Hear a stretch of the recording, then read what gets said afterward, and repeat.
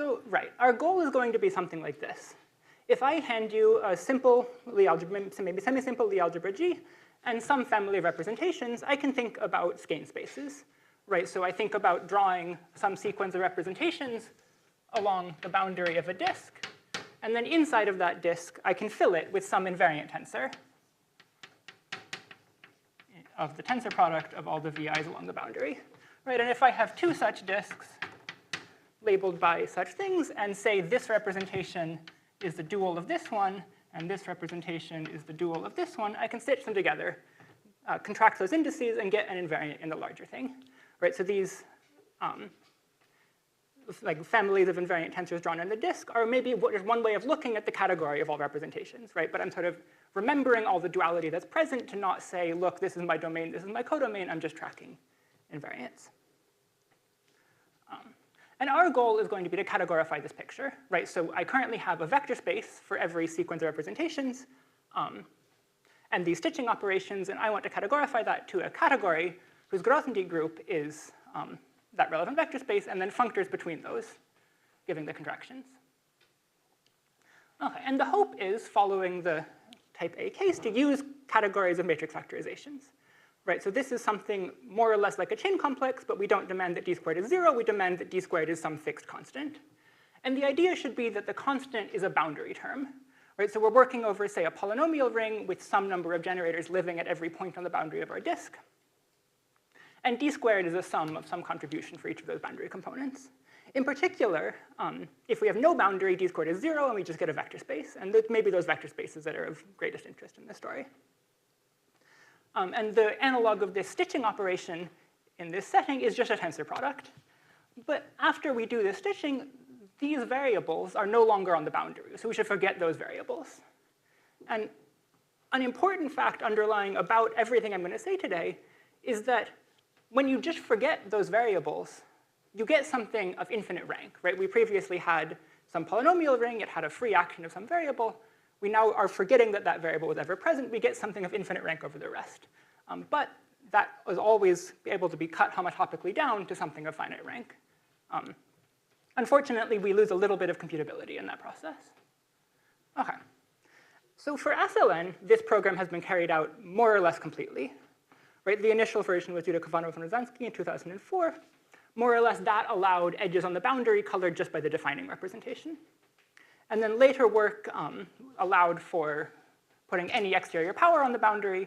And a thing I want to highlight about this is that actually just that was not enough, right? Say Yonezawa and Wu defined the relevant matrix factorizations here, but to prove this really does decategorify to the SLN invariant category, it took some more work on skein theory for SLN, right? It wasn't until 2012, so almost contemporary with the full definition of the categorified version, that we had enough understanding on the decategorified side to prove this statement that the K groups are the same. Okay, and this program was somewhat extended in 2007 work of Kovanov and Rozansky, who defined part of the story for SO2N, the part involving just the vector representation. And they constructed the potentials, the boundary terms we have here, and they constructed what you should put inside the disk, but they were unable to prove this categorification statement. And in particular, sort of the goal all along is to use complexes of these to give link invariants. And they couldn't quite prove Reidemeister invariants for essentially the same reason. And maybe one main result of this talk is that their program actually does work, right? Their invariants really are invariants of links, and at least to some extent do decategorify in the way we want them to. Okay. But before I dive into those details, let's just take a step to wonder, why are these matrix factorization categories a good place to be looking here? And maybe one reason is that when we're thinking about these diagrams drawn in the disk, we're thinking about the one category of representations, but in a way emphasizing all of the dualities present. And these matrix factorization categories, similarly, are a bicategory with very strong duality properties. Right? So I highlight this paper of Karkovil and Murfitt, who give pretty darn explicit formulae for co-units and units of adjunctions between matrix factorizations.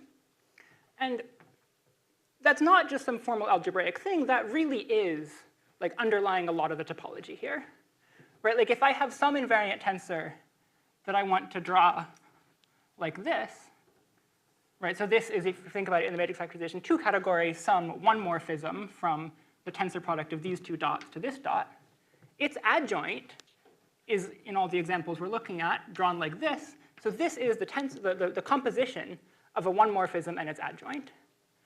So that has a co-unit map to just the identity on this outer thing. Right? And this is a cobordism, a singular cobordism. Right? This is like an unzip move on a foam. And not only that, these aren't just adjoint to each other, they're both right and left adjoints. So we get a map the other direction as well, and that's the zip map on functoriality. More than this is true, though, which is that we could have, instead of going to some other factorization, we could have just gone to the identity, right? It could have just been an arc like this. So these adjunctions give us even just the most basic like one-handle cobordism maps for free. When we add on to that it's very easy in this story to define various like Lie-type spectral sequences, more or less for free. After setting up this story, we get a whole lot of S-type invariants that potentially have powerful topological information with almost no extra work. Before moving on, I do want to mention two reasons you might not like this picture. One is that keeping all of the signs straight is a horrible nightmare.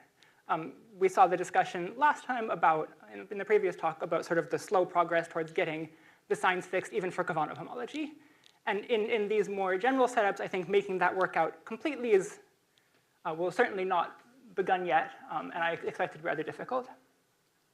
Also, you define these categories in a way we'll get to in a moment, and it's by no means clear that their K-groups are what you want them to be. Right? This is not a categorification where it's just obvious what it decategorifies to, more or less because of this issue about how the fusion is at first infinite dimensional, so we can't really take a rank easily, but then somehow it magically chops itself down to be finite.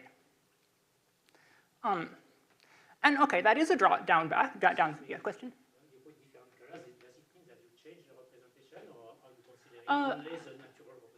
I'm meaning these three colors are just standing for three representations. Maybe I haven't oriented them, so you want to think of them as self-dual, or just give them all consistent orientations.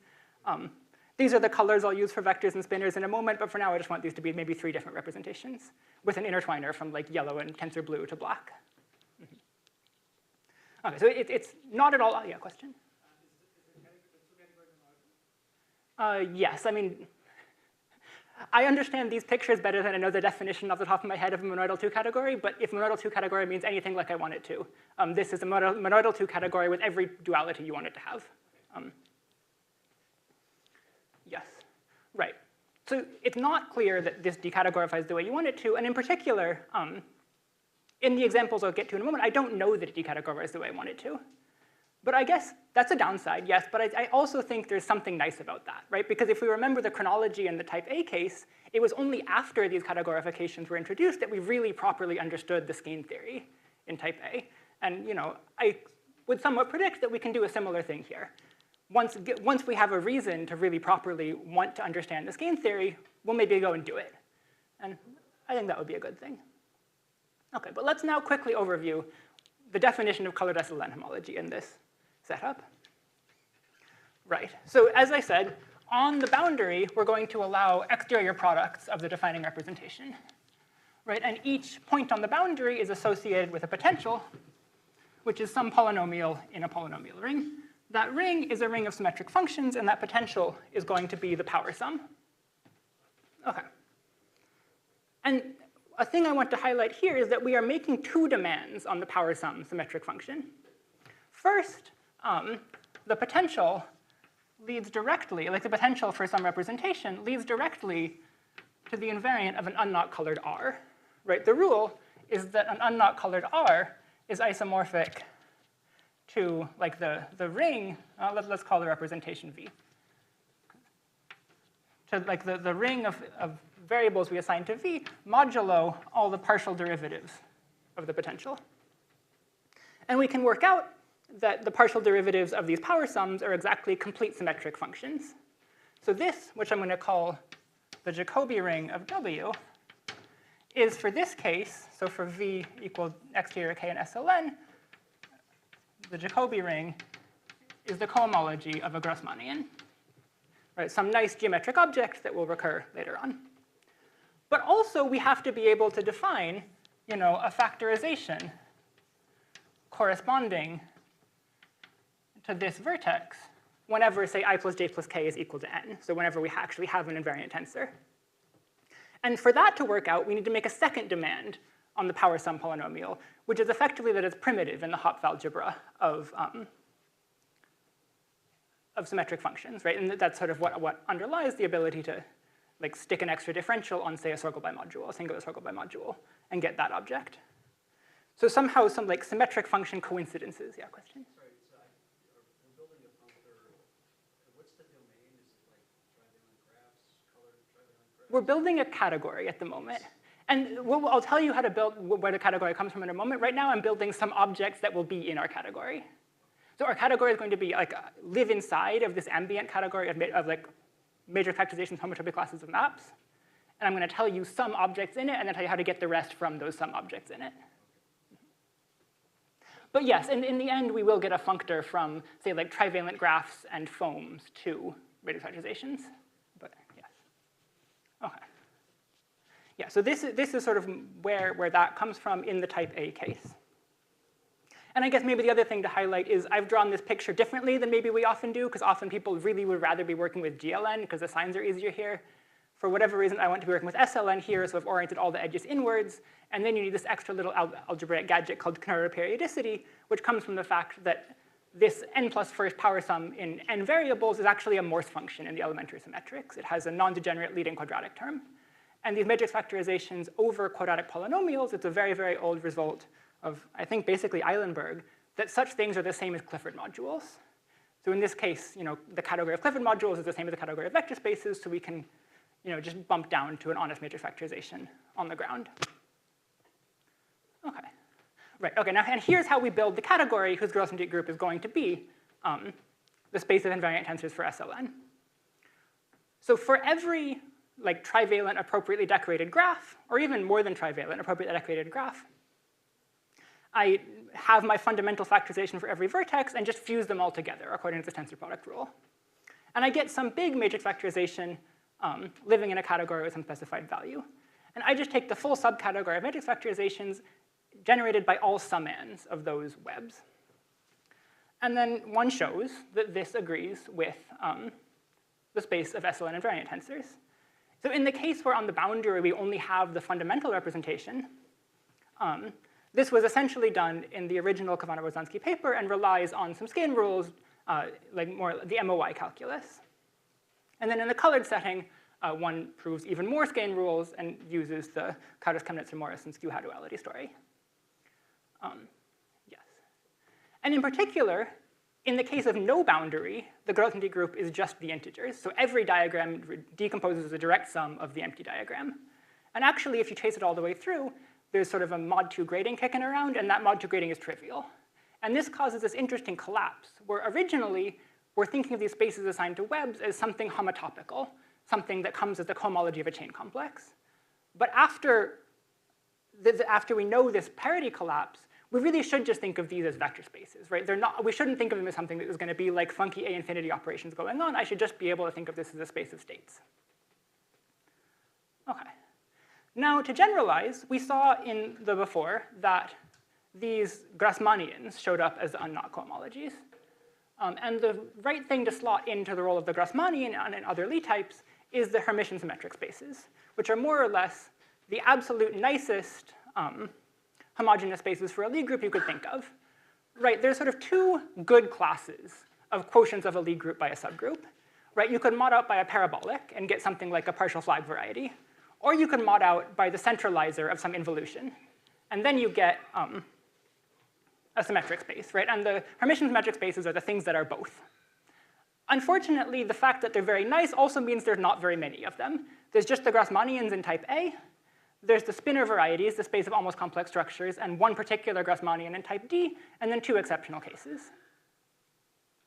OK, but an observation originating in the physics literature is that actually in all cases, the cohomology rings of these Hermitian symmetric spaces are these Jacobi rings. There is some potential W, such that when you mod out by its partial derivatives, you get that cohomology ring. Right? This is not a generic property. This is somewhat surprising. But the idea is that that cohomology ring somehow arises from a QFT, and there's some argument that every such space should be a Jacobi ring. And indeed, they are in these situations.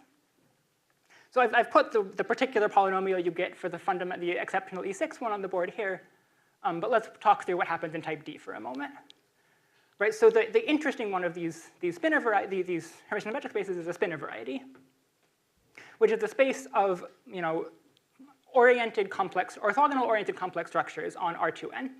Right, and such a thing has a C to the n bundle E over it. Just give R2n our particular complex structure, and that, together with some geometry, gives us relations among the Chern classes of that bundle, which turn out to sort of present the cohomology ring.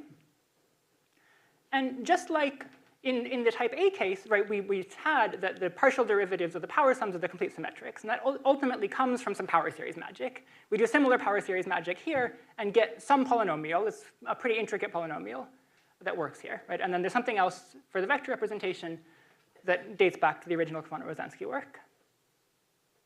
Okay. But now we want to talk about vertices, right? In type A, we had a vertex whenever all the colors summed up to n, which corresponded exactly to the tensor products of these minuscules with one-dimensional invariant spaces, and also correspond exactly to the partial flag varieties in type A. And our goal is to replicate all of this going forwards. Right, so in type D, the only really interesting intertwiner is there's a map from, say, the positive spinors tensor the vector to the negative spinors. Right, this is the Clifford multiplication. And indeed, maybe the second main result of this talk is that we actually can build up a matrix factorization of these potentials with this that sort of should stand in as a categorification for this intertwiner. I'll draw it like this, and an important little property of it, right, just as in this case, the endomorphism ring of this matrix factorization is the cohomology ring of a flag variety in type A, the endomorphism ring of this is a flag variety. That un, I think, should be un minus 1 times u1. Okay. And similarly, in exceptional type E6, you can make something happen. There's some deeply unsettling commutative algebra coincidence that says that polynomial lies in that strange ideal. That lets you build something. It just does. The fact, like, this more or less determines WE6 uniquely. Like, this works out with these degrees. So I will leave it to people who know more about algebra to interpret those coefficients, but it is what it is. And again, this probably agrees with E6 mod sum parabolic, the cohomology ring, as endomorphisms. Okay, and now just as in type A, we can build a category by gluing these things together. Right, so to any appropriately decorated trivalent graph, right, so in type D, I'm going to color every edge either vector or spinor. I'm going to color the spinor edges either positive spinor or negative spinor. And depending on the parity of n, I'm either going to orient the edges or not. In E6, the rules are simpler. Just we orient every edge. Every vertex is a source or a sink. So we glue together the factorizations following these coloring rules and get a factorization on the boundary. And we just define our category as the Karoubi completion of the category of such fusions. And we can ask, OK, how might these decompose into their indecomposables? Maybe in general, that's too hard of a question, right? That's asking, how does any fusion of these vertices expand in whatever, say, the Kasdan-Lustig basis for these invariant spaces should be? That sounds hard. Maybe on small numbers of boundary points, it's easier, though. But a special case of this question is just, what's a closed graph? Right, a closed graph is some vector space, a graded vector space even. It has a Q dimension. What's that Q dimension? Right, it should agree with the Reshtikin-Turayev invariant, and the question is, does it? And I think at this point, I am prepared to conjecture that actually this does work the way you want it to. That these Grothendieck groups really are the spaces of invariant tensors. I more or less have an idea of how to prove it in type D, but again, just like in the case of SLN, the missing ingredient in proving this conjecture is almost nothing about the categorification. It's all questions about skein theory for these groups. Yes. OK, so that brings us to skein rules, right? Skein rules are all going to come from decompositions of like fusions of our fundamental factorizations into simpler summands, right? So for instance, in type A, a very important skein rule that sort of shows up in in the proof of the Reidemeister 3 move for SLN homology, right, is that if I draw you this Moy graph, that stands for a particular matrix factorization of a power sum on the top minus a power sum on the bottom. This decomposes as a direct sum of some object that looks like this, where this stands for like the third exterior power now, direct summed with this. Right? And more or less, once you know this, getting SLN homology off the ground is really not so bad. So we're hoping for the analogs of that sort of thing in type D&E, and well, here they are. These are just some skein rules. Really, the hard part in proving this page worth of statements is getting to the point where you can even make this statement, is building the factorization to assign to the little vertex. And once you have that, everything on this page is more or less automatic, that these all decompose as you want them to. There's a few more rules that sort of I know how to do, and these ones are a little bit trickier. Right? This one in the middle is really not so bad, and it's a fairly direct analog of that one. Right? Like if you kind of turn your head sideways and squint a little bit, that looks a lot like that. And indeed, that looking a lot like that is actually a special case of the exceptional isomorphism A3 is isomorphic to D3. Right? If I interpret that second line in D3, D3 has that little n equal to 2, and it just reduces to that relation over there. But the much more interesting ones are this first and last relation. And the reason that they're interesting is that this 4-valent vector vertex shows up. There's a few things worth saying about that. First, this 4-valent vector vertex was already present in the work of Kovanov and Rodansky.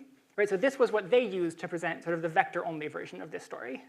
But a bunch of skein rules become really not that easy to see if all you know about is the vector vertex. In particular, in proving Reidemeister 3, you might want to look at a diagram like this. And this becomes not easy to handle very, very quickly.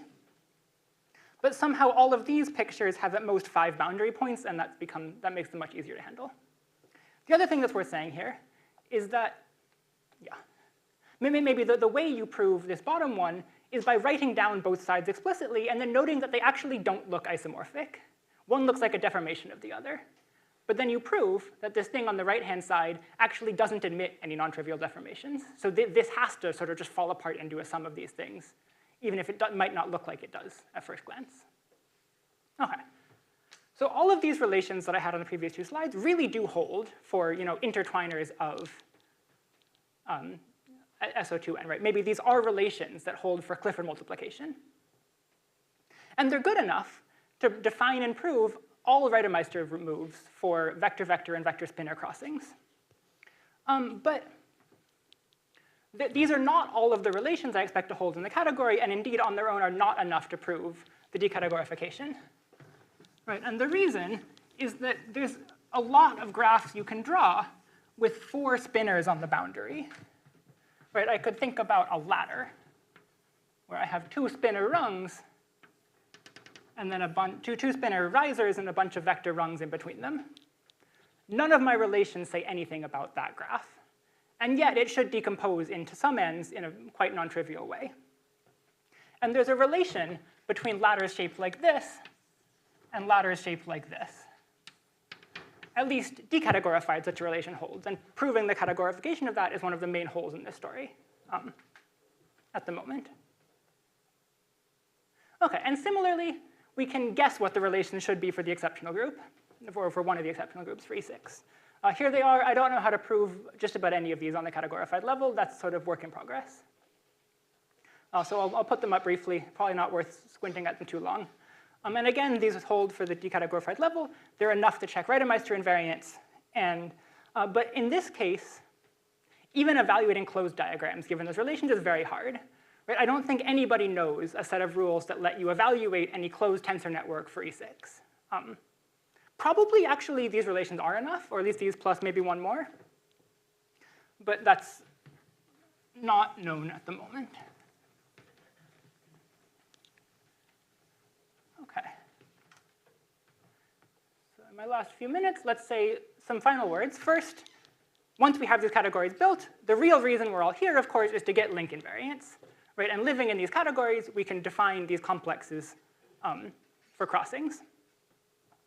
OK, a few words worth saying about these. First, because everything is manifestly local to begin with, we get tangle invariance just as well as we get link invariance. And that's very, very helpful for computations, right? Because you can do this Barnatan divide and conquer algorithm, right, where you simplify, strip out irrelevant sum ends at every step in the process after adding every new crossing. So one can actually do some fairly non-trivial calculations, even with a fairly shaky grasp of exactly what's going on elsewise. The second thing that's worth saying is that we never actually have to prove the Reidemeister 3 move in this context, because all of these terms break up into things involving this trivalent vertex. So it always suffices to prove relations of the form this is equal to this, like a fork slide relation, and then that plus a little bit of extra magic, sort of get the morphism spaces out right, will give you Reidemeister 3. It looks like we won't be able to do that for the vector-vector crossing, because there is this 4-valent thing in the middle that's not a trivalent vertex. But one of the relations said that that 4-valent thing is that this spinor loop decomposes as a bunch of those 4-valent things. And that means that the relation that this crossing slides under just becomes a bunch of fork slides and Reidemeister 2 moves, which is much, much easier to verify on its own. Okay. Right, and the other missing ingredient is what to do for crossings between spinor-colored edges, and that should involve those mysterious sum ends of the ladders. And they should also be fairly long complexes and annoying to work with for that reason, but if nothing else, the ladders are an obstacle. Okay. And maybe the last thing to say is there's one other case we should be able to handle with this, and that's E6 with its defining, sorry, E7 with its defining representation. Right? E7 is also simply laced, also has a minuscule. And indeed, there's a potential, right? Back in the original physics paper that I was looking at, they compute the potential that gives the cohomology of the Hermitian metric space for E7. Unfortunately, there are no trivalent intertwiners between copies of that minuscule. So we're never going to be able to use tricks like this in checking the Reidemeister move. And I don't actually even know what to write down as the fundamental factorization in this case yet, although it's quite hopeful because in all the other cases, it's shockingly uniform descriptions of what happens with 4 boundary points. Right? Like in type A, the things showing up in the crossing complex are sort of these kinds of MOI graphs. And if you write down the associated factorization, it looks almost independent of like the particular colors you put on the boundary, except if there's like a single parameter family. So hopefully sort of you can generalize from that to get what should go for E7. But otherwise, I think that's where I'll stop.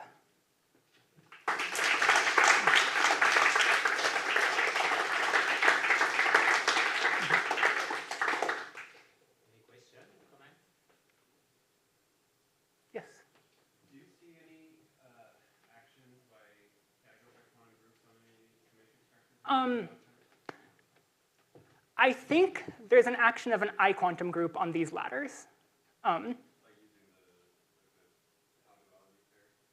Well, yeah, so I mean, right, like endomorphisms of tensors of spinors are how dual to this I-quantum group. And I think the categorified I-quantum group acts on this. The only obstacle at the moment to proving that is the signs. Right, I can sort of say that there must, I know like how to build morphisms representing the generators of the I-quantum group acting on this thing. Yeah. But I know how to build those in the sense that I can compute the relevant Hom spaces and the relevant degree and say that they're one-dimensional. So we say, OK, I'm going to try to build a representation of the categorified I-quantum group on this with those as generators. And then you say, also for degree reasons, relations of the appropriate degrees must exist.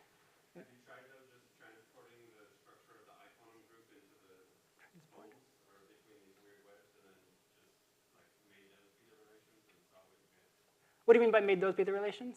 Well, like for type A, the relations on phones are the relations from the categorified quantum group. Right. OK, but the question, right. Yeah, the question is just proving what relations on foams means in this context. But I mean, I'm saying it should be the I-quantum group. Oh, it absolutely should be, yes. Yeah. At this point, rather than do that, I think maybe the more compelling direction to go is just say, OK, we have a representation of something that looks like the categorified I-quantum group, except there could be arbitrary constants in every term of the relations.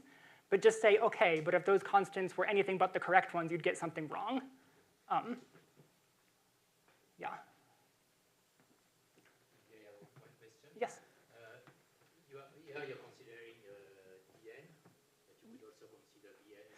Yes, so these Hermitian symmetric spaces only exist in the simply laced cases. Nevertheless, one can get to the non-simply laced cases probably via folding. Right, so work of Elijah Bodish, Ben Elias, and David Rose tells you how to get Bn invariants via folding from A to N. Yeah, right, so that they on like n-colored SL2N homology construct an involution such that like the dimension of its positive eigenspace minus the dimension of its negative eigenspace should be like the Bn for the spinor invariant. And I suspect you can do a similar thing in this for dn to c is n minus 1 using that folding. So you can get types B and C that way. Yeah. Next question is, in A case, you can globalize and get the triply graded. Yes. And if you take the vector representation, you know that this Bn, C, and Dn are specialization of a unique cofran polynomial. Yes. So did you think about the triply? I've thought about if there's a Humphrey, like if there's a Kaufman homology lurking in the background here. There's no sign that it doesn't exist, but it's hard to build. Basically, the problem is, in type A, the individual SLNs exist for any link diagram. But for Humphrey, you must work in a braid. Right? And the reason is that this sort of mixed direction Reidemeister 2 fails. Now, if we erase the orientations and just think about this as in the DN category,